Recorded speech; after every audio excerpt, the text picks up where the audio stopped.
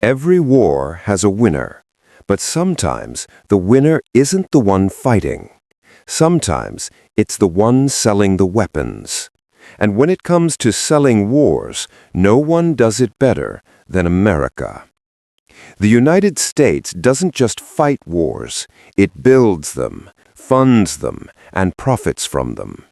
Every conflict, every tension, every battlefield, somewhere behind the smoke, you'll find American dollars moving. Since World War II, America learned a lesson the rest of the world ignored. You don't have to destroy your enemy to win. You just have to make sure they keep buying from you. Every bomb that drops, every jet that flies, every tank that rolls, they all carry a hidden label, Made by America. The U.S. has mastered the art of war, not by fighting, but by turning war into business. During the Second World War, the American economy exploded, not because of peace, but because of production. Factories that once made cars started making tanks. Steel that once built bridges started building battleships. And when the war ended, something unexpected happened. America realized war wasn't just destruction, it was the biggest business in history. So they never stopped. From Korea to Vietnam, Iraq to Afghanistan, Ukraine to Israel, America's presence was always there. Sometimes with soldiers, sometimes with supply chains, but always with money. Today, more than 35% of all weapons sold in the entire world come from one country, the United States. That means for every 3 missiles launched somewhere in the world, at least one was made or funded by America. It's a trillion-dollar cycle. War creates demand, demand creates money, and money fuels more war. And the world keeps spinning around it. But here's the secret most people don't see. America doesn't just sell weapons, it sells security. It convinces other countries that they need protection, then becomes the only one who can provide it. From fighter jets to nuclear submarines, the U.S. sells fear, wrapped as safety. In the Middle East, the United States has military bases in almost every major country. They say it's for stability, but those bases also act as showrooms, living advertisements for American power. When Saudi Arabia wants to defend itself, who do they call? Lockheed Martin. When Japan wants fighter jets, who do they call? Boeing. When Europe wants missiles, who signs the deal? The Pentagon. And when the contracts are signed, billions of dollars start flowing straight into the U.S. economy. The wars may be fought elsewhere, but the profits always come home. America has turned the defense industry into its heartbeat. Over 3 million people work directly or indirectly in U.S. defense manufacturing. Every new threat means new jobs, new contracts, and new profits. Behind every headline about global conflict, there's a silent army of American corporations. Lockheed Martin, Northrop Grumman, Raytheon, Boeing, General Dynamics. Companies that earn more from war than some nations earn from peace. In 2023 alone, U.S. defense spending reached over $877 billion. That's more than the next 10 countries combined. But here's the twist. Much of that money doesn't go to soldiers. It goes to private companies, to research, design, and manufacture new tools of war. The F-35 jet, for example, the most expensive weapon system in history, over $1 trillion spent to develop and maintain it. But every sale brings back billions from allies like Japan, Israel, and the UK. Each jet sold isn't just a plane, it's a long-term contract, spare parts, maintenance, and dependency for decades. That's how America wins, not through destruction, but through dependence. They make sure every country that wants to defend itself must do it with American tools. Even the wars America doesn't fight, they still profit from. When Russia invaded Ukraine, America didn't send soldiers, it sent weapons.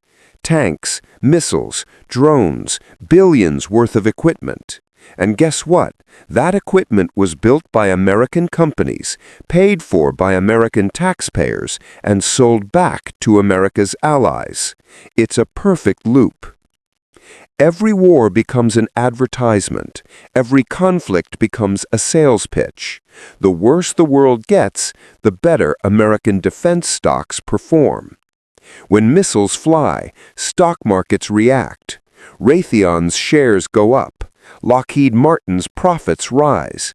And when peace returns, sales slow down. So another conflict suddenly appears on the horizon. But here's what's truly genius. America has built not just weapons, but an image. They've turned their military into a brand. The American flag on a jet isn't just a symbol, it's marketing. Every country wants the same technology, the same defense systems, the same power. So they buy, not because they're attacked, but because they're inspired. In the 21st century, America realized the greatest export isn't oil or technology, it's influence. And influence pays better than anything else. From Hollywood movies glorifying American soldiers to video games where U.S. weapons are the heroes, the idea of American power is everywhere. Even before a country signs a defense deal, its people already trust the Made in America symbol. That's soft power, the invisible currency that builds trust before the transaction even begins. And this isn't random. For decades, the Pentagon and Hollywood have worked together, sharing footage, technology, and even funding to make sure America always looks like the good guy. Every movie about war where America saves the world, it's not just entertainment, it's advertising. While the rest of the world sees destruction, America sees opportunity. A new war means new tech, AI drones, hypersonic missiles, next-gen tanks, and every breakthrough leads to new patents, new investments, and new billion-dollar projects. America's war machine isn't a monster, it's a business plan. A plan that feeds itself. Conflict to demand, to production, to profit, to more conflict. Even in peace, the system keeps running. Because America doesn't just sell weapons, it sells readiness. Countries pay billions each year for training, upgrades, and support systems. And once you buy into the American defense network, it's almost impossible to leave. Like a subscription, but instead of Netflix, it's missiles. Stop paying, and your country's security shuts down. This is why America's allies can never truly be independent. They depend on the U.S. for intelligence, for technology, for spare parts, for upgrades. It's not just power, it's control through dependence. And the genius part is America does it without forcing anyone. No invasions needed. Just contracts, deals, and the illusion of safety. But there's another side. While the world spends on weapons, America earns. Its economy grows stronger every time fear spreads. That's why American politics and media always keep the idea of threat alive. One day it's terrorism, next day it's China, then Russia. Fear is the fuel, and war is the product.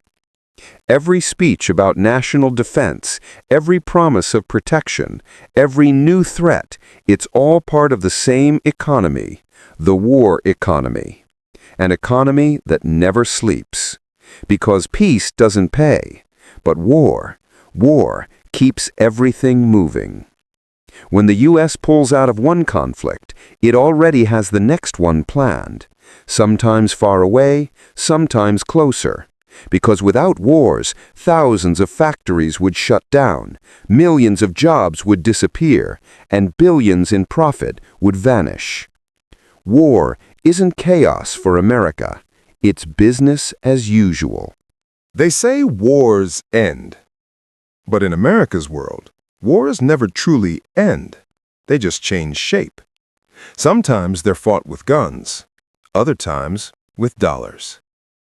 Because after the battlefield goes silent, another war begins. The war for reconstruction, for rebuilding, for contracts, for control. Every destroyed city becomes a project. Every collapsed economy becomes an opportunity. And every peace treaty becomes a business deal. When a war ends, who rebuilds the country? Who provides the equipment, the vehicles, the fuel, the training, the new systems?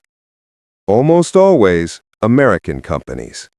Halliburton, Bechtel, General Electric, all have turned destruction into development. It's the perfect circle. America saw nations collapse, they turn to these institutions for help. Loans come with conditions. Open your markets, buy American technology, follow American policy. And just like that, a war-torn country becomes part of the American economic system. This is why the dollar is the real weapon of the United States. Every country trades in it. Every reserve bank holds it. Every international deal is priced in it. And whoever controls the dollar controls the world. When America prints money, the world adjusts. When the Federal Reserve changes rates, entire economies shift. No missiles needed, just money. That's why even rivals can't escape it. China, Russia, Saudi Arabia, they criticize the U.S., but their trade is still in dollars. The system is designed that way. And it all began because of war. World War II gave birth to the Bretton Woods system, the foundation of modern global finance. America came out as the only untouched power, holding most of the world's gold and resources. It created the rules, the banks, the currency, and everyone else followed suit. From that moment, every global crisis became an American opportunity. Even today, when conflict breaks out, investors run to the U.S. dollar for safety. That increases its value. That makes imports cheaper for America and exports more profitable for U.S. corporations. So while others bleed, America gains strength. And that's the hidden truth behind the phrase, America wins when it loses. It doesn't matter who takes the land, as long as America takes the contracts. Technology born from war later dominates civilian life. The internet, GPS, drones, all military inventions, now multi-billion-dollar markets.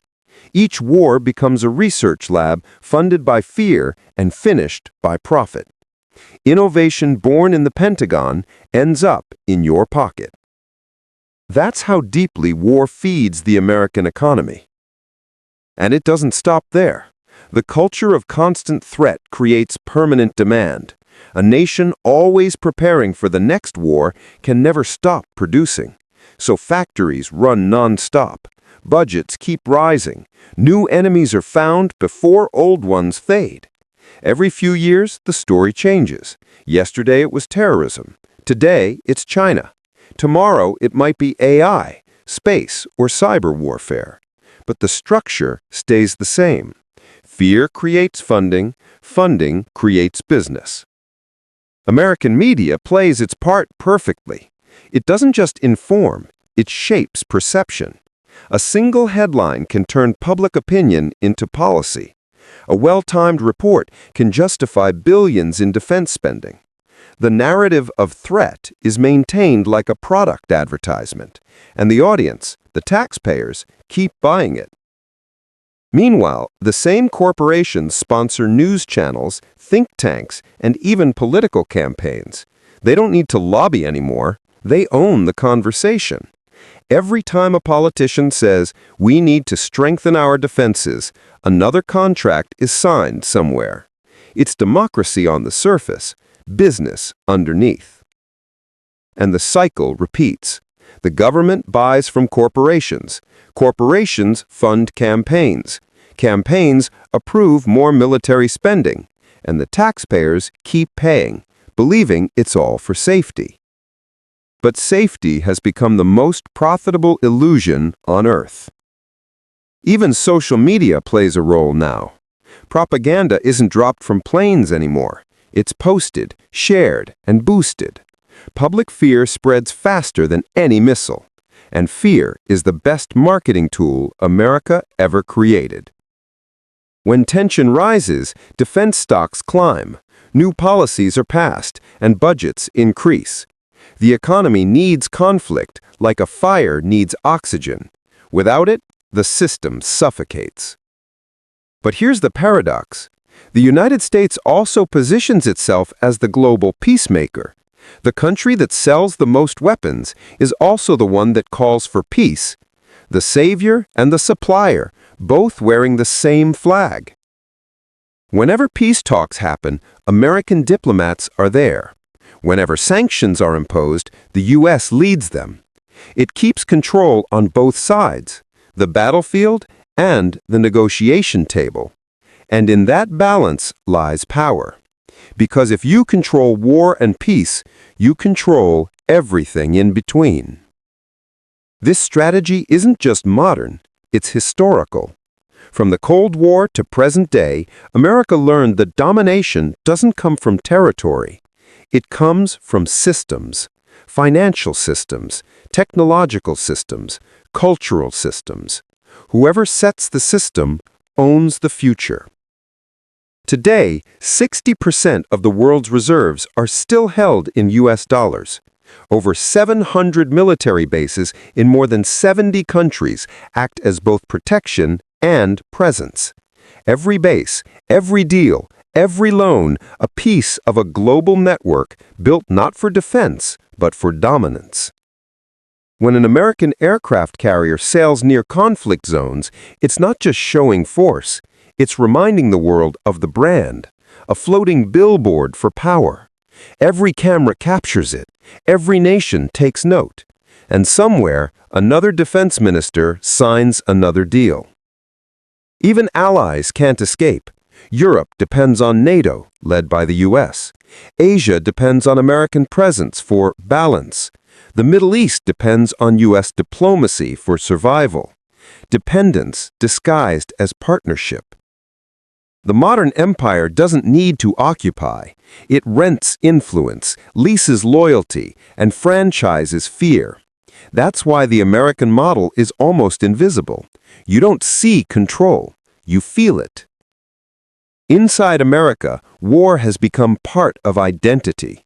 The military isn't just an institution, it's culture. From movies and sports to schools and parades, the idea of strength and sacrifice sells unity. Patriotism keeps the economy running. Every tax dollar feels like protection. Every budget feels like safety. It's emotional economics, pride as profit. And for corporations, it's the perfect business model. No consumer complains about price when the product is security. So the budgets grow endlessly, unquestioned, justified by fear, maintained by pride. And the result? A country that hasn't known true peace in almost a century, yet dominates every global ranking. Economy, technology, influence. Because for America, peace is not the goal. Stability is. And as long as there's controlled instability somewhere, the system stays alive. Other nations try to imitate this power, but they lack one ingredient: global trust. The world may doubt America's motives, but it still trusts its systems. That trust is the real weapon. Because once you believe someone can protect you, you'll pay them forever. That's the essence of the American strategy.